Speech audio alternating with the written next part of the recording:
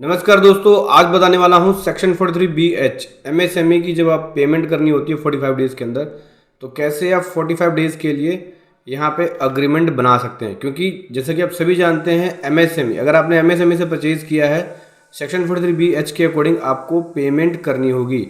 45 days का time limit तब मिलती है जब आपके पास अग्रीमेंट हो। तो यहाँ पे मैं आपके सामने एक फॉर्मेट लेकर आया हूँ अग्रीमेंट का कि कैसे आपको अग्रीमेंट बनाना है 45 डेज़ की पेमेंट के लिए।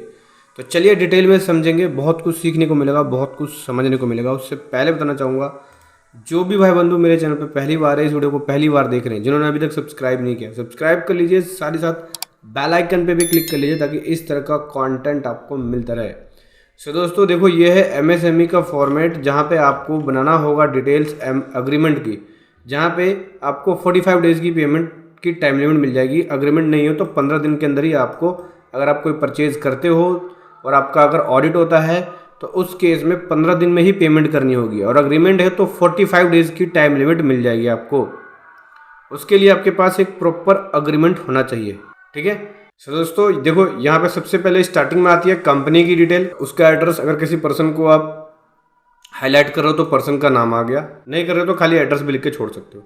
फिर सब्जेक्ट में आएगा declaration for applicability of section 43BH of the income tax act by a MSME, micro and small, ठीक है। माइक्रो एंड स्मॉल एंटरप्राइजेस के ऊपर एप्लीकेबल है, तो माइक्रो एंड स्मॉल एंटरप्राइजेस, ठीक है।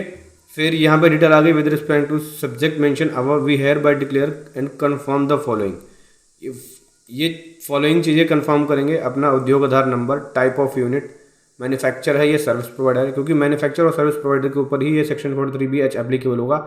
अगर कोई ट्रेडर होता है तो उसके ऊपर एप्लीकेबल नहीं होगा। फिर यहाँ पे सेलेक्ट करना होगा यूनिट माइक्रो है या स्मॉल है वो। फिर यहाँ पे एग्री करना पड़ेगा कि 45 डेज़ पेमेंट के लिए जितनी भी सप्लाई होगी ड्यूरिंग द ईयर 45 डेज़ में पेमेंट होगी, ठीक है। इसके लिए हम यहाँ पे एग्री है।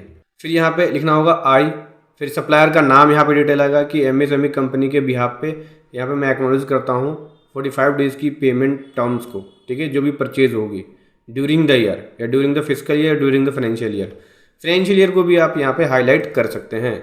योर सिंसियरली लिखने के बाद फिर यहाँ पे सप्लायर का नेम, पोजीशन, एड्रेस, ये सब डिटेल्स जाएगी। चाहे तो कॉन्टैक्ट इन्फॉर्मेशन भी लिख सकते हो। तो एक सिंपल सा एक एग्रीमेंट का फॉर्मेट है, और इस फॉर्मेट को वर्ड फाइल में भी है। देखो ये रहा, इसका लिंक जो है आपको वीडियो के डिस्क्रिप्शन में मिल जाएगा, वहाँ से आप इसको डाउनलोड कर सकते हैं। इस प्रकार से अग्रीमेंट बनाना है आपको। चाहे तो आप इसको स्टैम्प पेपर पे भी निकलवा लेना, 100 वाले स्टैम्प पेपर पे निकाल के आप अग्रीमेंट तैयार कर सकते हो, ठीक है। या चाहो तो कंपनी के लेटर हेड पे भी इस तरह के अग्रीमेंट को बना सकते हो, चल जाएगा आपका।